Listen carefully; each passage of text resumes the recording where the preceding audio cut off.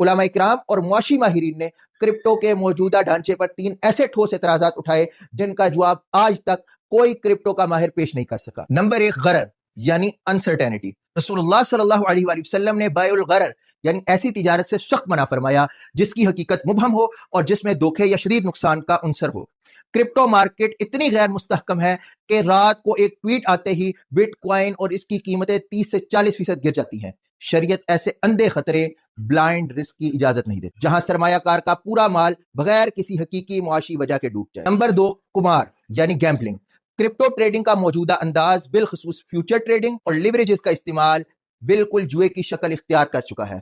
लोग किसी हकीकी सासे की मिल्कियत हासिल किए बगैर सिर्फ कीमत के ऊपर नीचे होने पर शर्तें लगाते हैं।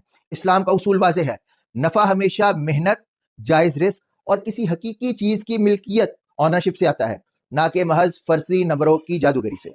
और नंबर 3, कानूनी सरपरस्ती ना होना यानी लैक ऑफ लीगल टेंडर। इस्लामी तारीख में करेंसी या तो सोने चांदी की होती थी जिसकी अपनी जाती कीमत थी, या ऐसी चीज की होती जिसके पीछे मुस्लिम हुकूमत, सुल्तान या रियासत की सरपरस्ती हासिल हो। क्रिप्टो के पीछे कोई कानून नहीं।